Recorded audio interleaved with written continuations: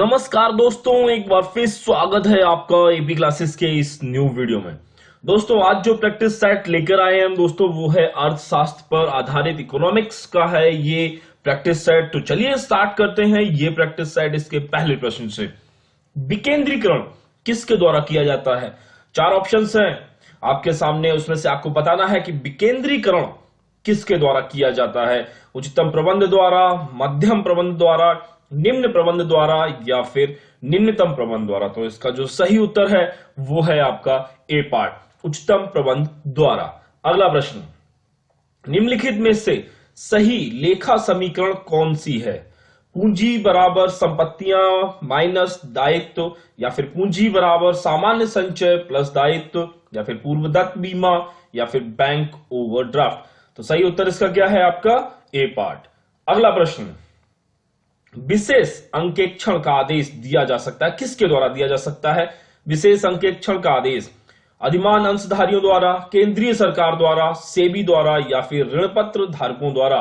तो इसका सही उत्तर है आपका केंद्रीय सरकार द्वारा।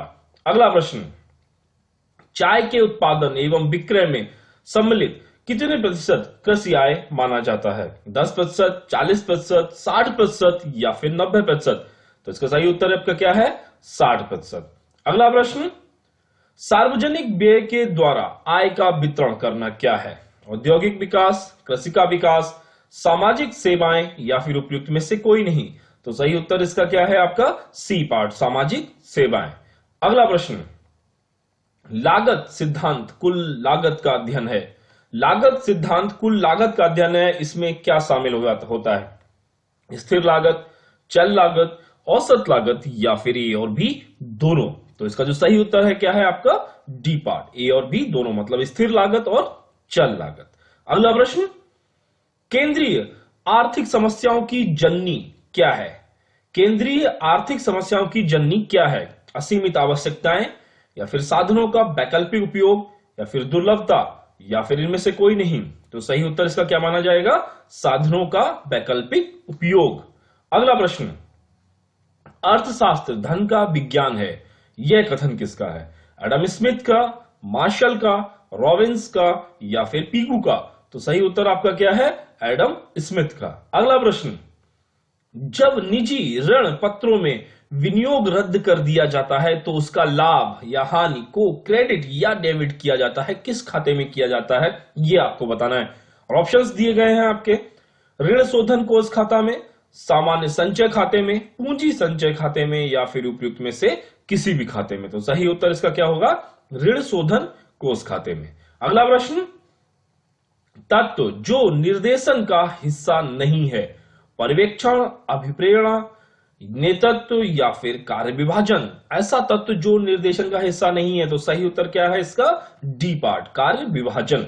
अगला प्रश्न, नियंत्रण विस्तार किससे संबंधित है? नियंत्रण विस्तार किससे संबंधित है?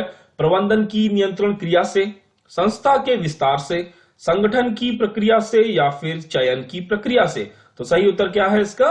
प्रबंधन की नियंत्रण क्रिया से। अगला प्रश्न, रेडीमेड वस्त्रों के औसत आकार की जानकारी के लिए केंद्रीय प्रवृत्ति की कौन सी माप उपयुक्त रहेगी? समांतर माध्य, माध्यिका, भूयिष्ठिका, या फिर गुणोत्तर माध्य। तो सही उत्तर इसका क्या है? भूयिष्ठिका। अगला प्रश्न, वार्षिक लेखों के साथ अंकेक्षक रिपोर्ट किसके द्वारा दी जाती है? वैधानिक अंकेक्षक द्वारा, आंतरिक अंकेक्षक द्वारा, सरकारी अंकेक्षक द्वारा, या फिर सचिवीय अंकेक्षक द्वारा। तो इसका सही उत्तर क्या है आपका? वैधानिक अंकेक्षक द्वारा। अगला प्रश्न, व्यवसाय का अर्थ है, क्या होता है व्यवसाय का अर्थ? वाणिज्य, उद्योग एवं वाणिज्य, व्यापार एवं वाणिज्य, या फिर वस्तुओं का क्रय तथा विक्रय। तो सही उत्तर इसका क्या है आपका? व्यापार एवं वाणिज्य। अगला प्रश्न, गिफिन पदार्थ की मांग एवं कीमत में किस प्रकार का संबंध होता है? उल्टा संबंध होता है, सीधा संबंध होता है, कोई संबंध नहीं होता है, या फिर इनमें से कोई नहीं। तो इसका सही उत्तर क्या बनेगा? गिफिन पदार्थ की मांग एवं कीमत में जिस प्रकार का संबंध होता है वो कहलाता है सीधा संबंध, मतलब सीधा संबंध होता है। अगला प्रश्न, बैंकिंग व्यवसाय करने वाली साझेदारी फर्म में अधिक से अधिक कितने साझेदार हो सकते हैं? 9, 10, 15 या फिर 20। तो कितने साझेदार हो सकते हैं? सही उत्तर क्या है? 10 साझेदार। अगला प्रश्न, जगलर चक्र की अवधि होती है लगभग कितनी होती है? जगलर चक्र की अवधि लगभग 6 वर्ष, 7 वर्ष, 8 वर्ष या फिर 9 वर्ष। तो सही उत्तर इसका क्या है आपका? 9 वर्ष। अगला प्रश्न, भारत की राष्ट्रीय आय की गणना किसके द्वारा की जाती है? योजना आयोग द्वारा, केंद्रीय सांख्यिकी संगठन द्वारा, भारतीय सांख्यिकी संगठन द्वारा, संस्थान द्वारा या फिर वित्त आयोग द्वारा। तो भारत की राष्ट्रीय आय की गणना किसके द्वारा की जाती है? सही उत्तर है आपका केंद्रीय सांख्यिकी संगठन द्वारा। अगला प्रश्न, गत वर्ष से क्या तात्पर्य है? वित्तीय वर्ष, कैलेंडर वर्ष, हिसाबी वर्ष या फिर कर निर्धारण वर्ष से पूर्व का वित्तीय वर्ष। तो सही उत्तर क्या आ जाएगा आपका? कर निर्धारण वर्ष से पूर्व का वित्तीय वर्ष।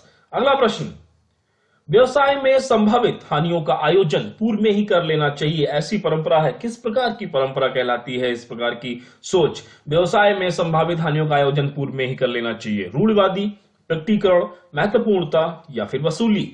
तो सही उत्तर इसका क्या माना जाएगा आपका? रूढ़िवादी। तो दोस्तों ये था आज का model test paper, practice set paper. अगर आपको पसंद आया तो दोस्तों लाइक जरूर कर दीजिए, और जो लोग पहली बार देख रहे हैं ये वीडियो तो दोस्तों उन लोगों से रिक्वेस्ट है कि आप लोग सब्सक्राइब कर लें हमारे एपी क्लासेस चैनल को, ताकि आपको मिलते रहेंगे आपकी तैयारी से जुड़े हुए लेटेस्ट वीडियोस। तो दोस्तों इस वीडियो के लिए इतना ही, फिर मिलते हैं नेक्स्ट वीडियो में, तब तक के लिए बहुत बहुत धन्यवाद।